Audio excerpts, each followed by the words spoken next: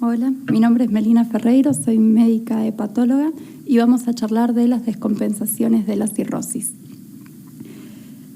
Como conceptos generales, este esquema lo que intenta mostrarnos es la evolución de un hígado sano en su progresión hacia la cirrosis. Macroscópicamente, un hígado cirrótico es un hígado que se le ven nódulos de regeneración, es un hígado duro, es un hígado que pierde su elasticidad y es un hígado que puede estar reducido de tamaño, pero también puede tener hipertrofia del lóbulo derecho, del lóbulo izquierdo o del lóbulo caudado. Histológicamente, lo que se ven son islotes de hepatocitos, que son los nódulos de regeneración, rodeados de una gran cantidad de tejido fibroso. El hígado se encuentra entre la vena porta y la vena cava inferior. Por lo tanto, a nivel hepático lo que existe es el gradiente de presión venosa hepática con un valor normal de entre 1 y 5 milímetros de mercurio. En la cirrosis lo que tenemos es un hígado más rígido, que esto encima se asocia a microtrombosis tanto arterial como venosa intrahepática, a un componente dinámico que es la contracción de las células de hito, y todo esto lo que genera es una mayor resistencia intrahepática. Esto genera un aumento del gradiente de presión venosa hepática, resultando en la hipertensión portal.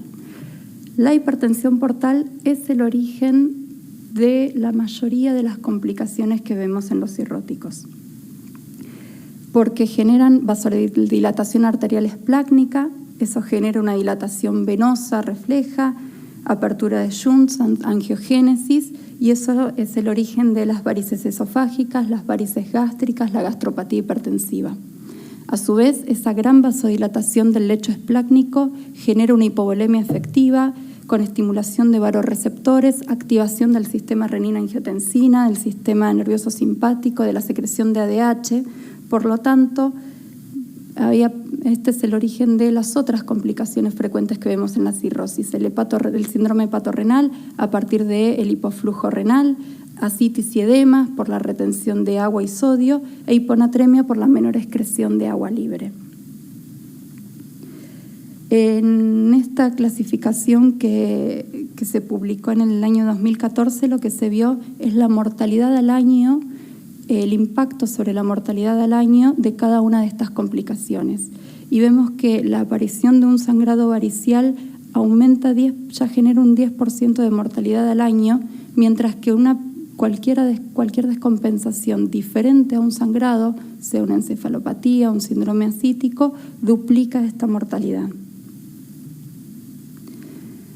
Yendo a la hemorragia varicial aguda, vamos a recordar que las varices esofágicas tienen una prevalencia que es dependiente del estadio de cirrosis. En los pacientes compensados, Child-A, tienen una prevalencia de hasta el 40%, mientras que los pacientes Child-C hasta el 85% tienen varices esofágicas. Estos pacientes tienen una tasa anual de hemorragia del 15%. La hemorragia varicial es una patología que se asocia a alta mortalidad, tiene una mortalidad global de entre 35 y 40%, que se reduce a un 15% con un tratamiento adecuado. Por eso son pacientes que deben permanecer internados en una unidad de cuidados intensivos. Otra característica de las hemorragias variciales es que tienen alto riesgo de recidiva. Hasta la mitad recidivan dentro de la primera semana. Por eso es que en realidad la definición de hemorragia varicial aguda es un periodo hemorrágico de 5 días. También tienen una alta tasa de recidiva tardía, hasta el 70% al primer año. Por eso es importante que una vez resuelto el episodio agudo, el paciente continúe tratamiento y reciba profilaxis secundaria.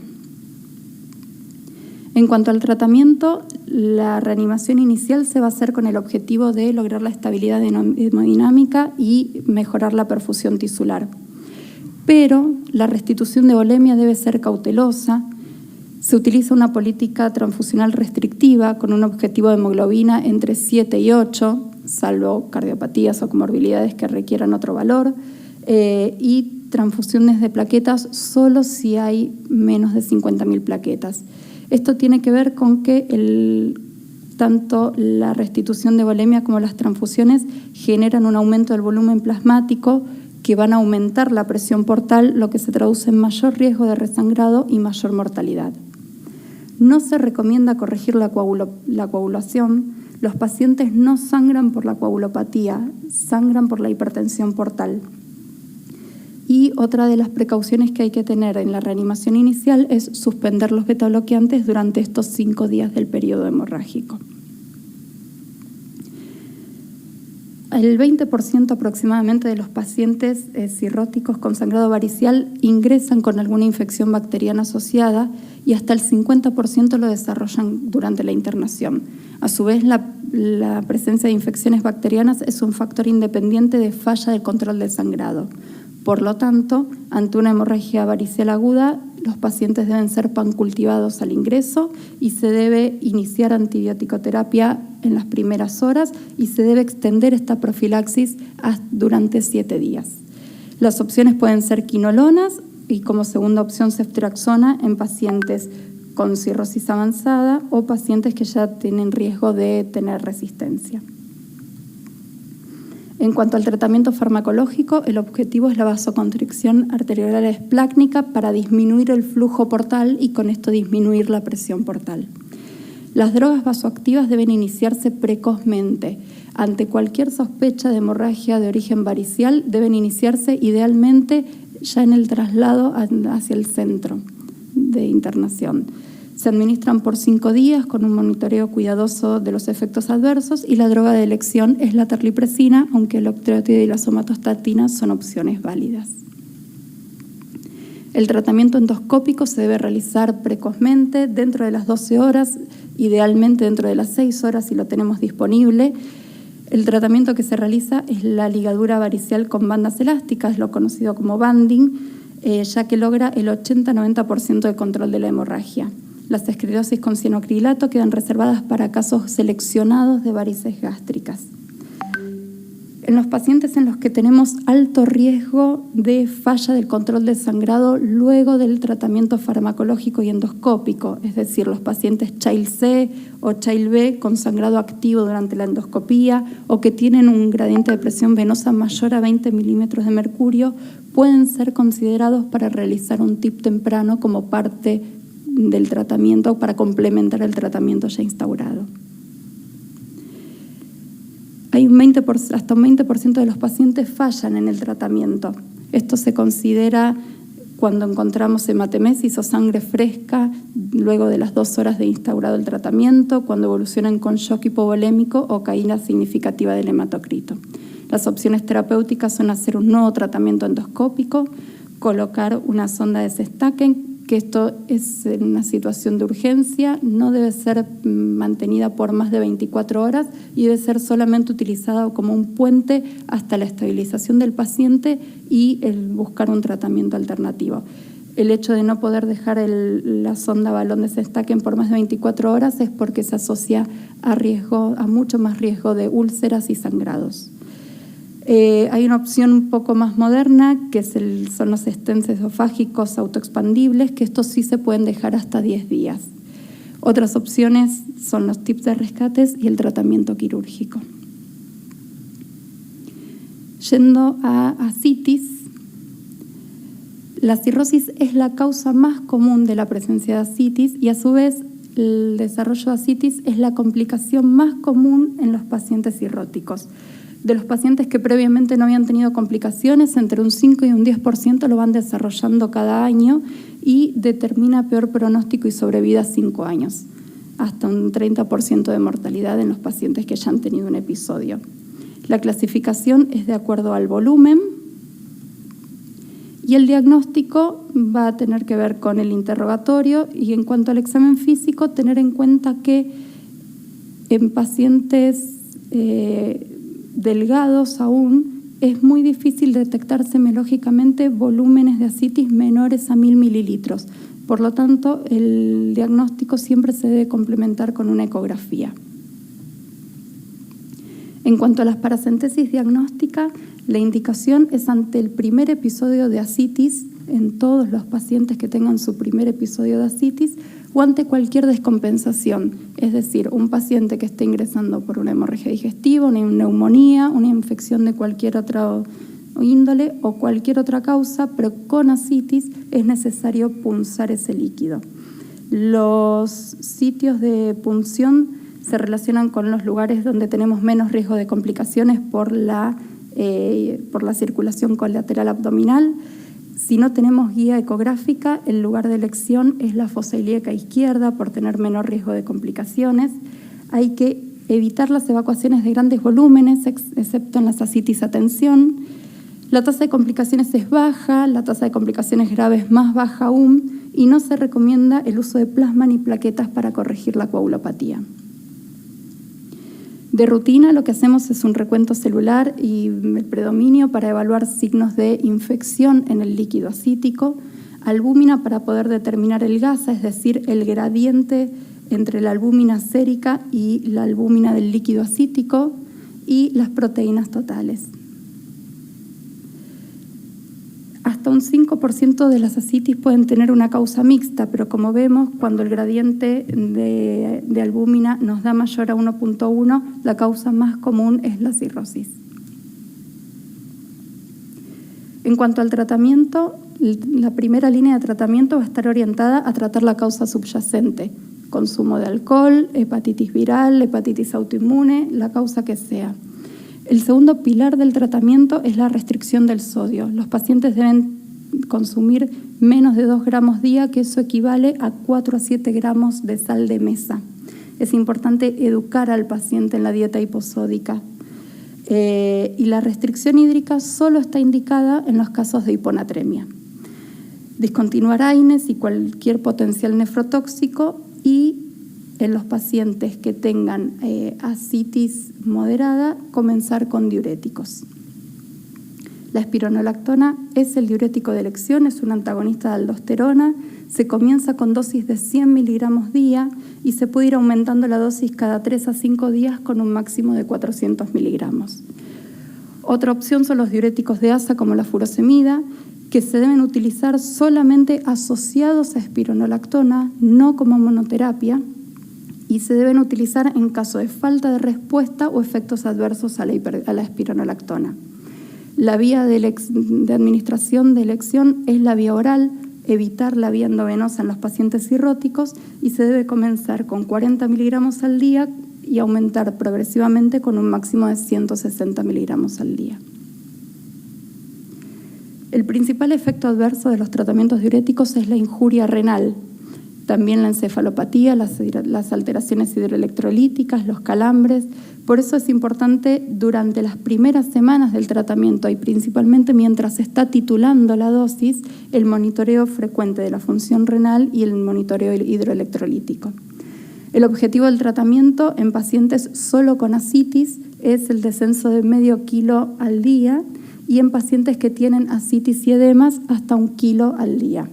Una vez que el paciente ya está en peso seco, ya resolvió el cuadro, se debe evaluar poder reducir paulatinamente los diuréticos para que el paciente esté con la menor dosis posible. A su vez, se deben suspender los diuréticos ante encefalopatía, injuria renal, alteraciones hidroelectrolíticas graves o calambres musculares incapacitantes. En el caso de la ascitis a tensión, el tratamiento es la paracentesis evacuadora total. En las paracentesis de grandes volúmenes se debe hacer una reposición de albúmina de 8 gramos por cada litro de líquido ascítico removido. Esto demostró que disminuye 1/3 la mortalidad, 2/3 la disfunción circulatoria post-paracentesis y hasta un 40% la hiponatremia. No se recomienda el uso de otros expansores plasmáticos y luego de la paracentesis se debe comenzar con el tratamiento diurético. Yendo a la peritonitis bacteriana espontánea, la prevalencia en cirróticos ambulatorios no es tan alta como en cirróticos hospitalizados, donde asciende hasta un 15%. La mortalidad sin tratamiento es de un 90%, pero con diagnóstico y tratamiento precoz desciende a un 20%. Por eso es clave la búsqueda sistemática ante el debut de ascitis o admisión hospitalaria por cualquier causa con presencia de ascitis. Tienen una recurrencia anual elevada de hasta un 70% y hasta el 40% de los pacientes desarrollan disfunción renal durante el episodio de peritonitis bacteriana y eso es un factor independiente de mortalidad. Los factores de riesgo para desarrollar una peritonitis bacteriana a nivel bioquímico son las proteínas bajas en el líquido acítico, bilirrubina plasmática elevada y un Child-Pugh elevado. Dentro de los clínicos, la hemorragia digestiva varicial o el banding, también ahí encuentran también los procedimientos endoscópicos. Y en cuanto a los farmacológicos, el uso de inhibidores de bomba y el uso de betabloqueantes no selectivos en pacientes Child-C. La peritonitis bacteriana espontánea se define, como lo dice su nombre, como una infección espontánea del líquido acítico debido a la traslocación bacteriana intestinal y la vamos a definir con un recuento de polimorfos nucleares en líquido acítico mayor a 250 con cultivo positivo. Los otros escenarios que nos podemos encontrar son las neutroasitis, en las que tenemos el recuento celular, pero el cultivo es negativo y debe tratarse empíricamente como una peritonitis bacteriana espontánea. La bacteriocitis, en la que no tenemos celularidad, pero sí el cultivo es positivo. Esto a veces se debe a bacterias que se traslocan y circulan, pero se autolimita y se resuelve hasta en el 60% de los casos y solo debe tratarse si presentan síntomas. El otro diagnóstico diferencial es la peritonitis bacteriana secundaria, en el que en este caso el foco de infección es de resolución quirúrgica y perforación de una víscera hueca, abscesos. En este caso los recuentos celulares son mucho más elevados, también está elevada la LDH y las proteínas en el líquido acítico, mientras que la glucosa está muy baja. Y el cultivo generalmente es polimicrobiano. El tratamiento es la antibiótico-terapia por 5 a 7 días. La primera elección de tratamiento empírico es ceftriaxona. Se puede utilizar piperacilina, tazobactam o carbapenemes en casos de sospecha de resistencia y luego se ajusta el esquema antibiótico de acuerdo al rescate bacteriológico. Mientras está la infección activa, se deben discontinuar los diuréticos y los nefrotóxicos y para prevenir la injuria renal también se debe administrar albúmina tanto al ingreso como al tercer día. Recordemos que habíamos dicho que era uno de los principales condicionantes de mortalidad asociada a la peritonitis bacteriana espontánea, el desarrollo de la injuria renal. Para evaluar la respuesta al tratamiento empírico inicial se debe hacer una paracentesis control a las 48 horas y se considera como una buena respuesta un descenso mayor al 25% del recuento de leucocitos en el líquido acítico. En el caso de que no tengamos esta respuesta, se debe rotar el esquema antibiótico. Habíamos mencionado que tiene una recidiva hasta el 70%, por lo tanto, post-resolución del episodio, los pacientes deben permanecer con profilaxis antibiótica de por vida. Yendo a la otra complicación importante de la cirrosis, vamos a definir un par de cuestiones. Tenemos la injuria renal aguda, que está definida por el aumento de creatinina mayor a 0,3 miligramos dentro de un periodo de 48 horas o una duplicación del valor basal. Como verán, es un rango muy estrecho el que se considera y esto tiene que ver con que los cirróticos, principalmente por la sarcopenia que acompaña la cirrosis, pero también por otras cuestiones, tienen valores de creatinina generalmente bajos. Por lo tanto, un aumento mayor a 0,3 miligramos es significativo. La otra definición importante es la definición de síndrome hepatorrenal, que es el deterioro de la función renal asociado a la disfunción circulatoria en los pacientes con cirrosis. Tenemos de dos tipos, uno de desarrollo rápido, que se asocia a una supervivencia media de 2 semanas, mientras que uno de desarrollo crónico, que se asocia a una supervivencia media de 6 meses. En el algoritmo diagnóstico lo que tenemos que ir pensando son los diagnósticos diferenciales, pensar si el paciente no tiene una insuficiencia renal prerrenal, si no está teniendo nefrotoxicidad, si esto no se está desarrollando en el contexto de shock y puede estar teniendo necrosis tubular aguda, si no hay una nefropatía orgánica, tanto con una ecografía midiendo o viendo proteinuria, hematuria, o que sea una insuficiencia renal inducida por una infección. Si podemos descartar todos estos factores, podemos hacer el diagnóstico de síndrome hepatorrenal. Eso lo vamos a aplicar a los criterios diagnósticos en los que necesitamos tener un paciente con cirrosis y ascitis, con criterios de injuria renal aguda, sin respuesta a expansión con albúmina en dosis de 1 miligramo kilo día y suspensión de diuréticos por 48 horas, en ausencia de shock, nefrotoxicidad o sospecha de daño estructural renal. La forma de abordar estos pacientes partiríamos, por ejemplo, de un AQI tipo 1, en los que lo primero que vamos a hacer va a ser eliminar los factores de riesgo, suspender los potenciales nefrotóxicos, vasodilatadores, SAINES, si es posible suspender diuréticos, sino disminuirlos, betabloqueantes, optimizar el volumen plasmático y tratar cualquier factor descompensante. Si a pesar de esto progresa, vamos a estar en un AQI estadio 2 o 3, en el que en este caso sí es necesario suspender los diuréticos y comenzar con la expansión del volumen plasmático con albúmina por 48 horas. Si no hay respuesta a esto, vamos a evaluar si cumple los criterios de síndrome hepatorrenal y si los cumple vamos a comenzar el tratamiento específico. El objetivo del tratamiento es mejorar la perfusión renal, optimizando el volumen circulante efectivo, es decir, mantener albúmina, si se puede, hasta en 1 gramo kilo día, y la vasoconstricción esplácnica para mejorar el flujo renal. Eso lo vamos a hacer con terlipresina en dosis iniciales de 1 miligramo cada 4 a 6 horas. Se pueden utilizar dosis más bajas si hay efectos, y en infusión continua, que se tolera mejor si es que hay efectos adversos, o se pueden utilizar dosis más altas si no hay respuesta dentro de las primeras 48 horas, con una dosis máxima de 12 miligramos día. Las alternativas como noradrenalina y octiotride son opciones válidas, pero con menor eficacia. Se considera respuesta al tratamiento completa cuando la creatinina desciende al rango de la normalidad con una variación menor a 0,3 miligramos por decilitro y una respuesta parcial cuando se retrotrae al estadio de AQI. Yendo a la última de las complicaciones de las que vamos a hablar, la encefalopatía hepática, por definición, son alteraciones en las funciones neurológicas y psiquiátricas asociadas a la insuficiencia hepática. Hasta el 14% de los cirróticos lo tienen al diagnóstico, pero esta incidencia se duplica cuando estamos ante una cirrosis descompensada. Los factores predisponentes son la insuficiencia hepatocelular y la sarcopenia, mientras que los factores determinantes son toxinas, principalmente el amonio. Los factores precipitantes más importantes son hemorragia digestiva, infecciones y constipación. Y algo no menor, la utilización de sedantes, opioides, alteraciones en el ritmo del sueño habitual pueden desencadenarlo.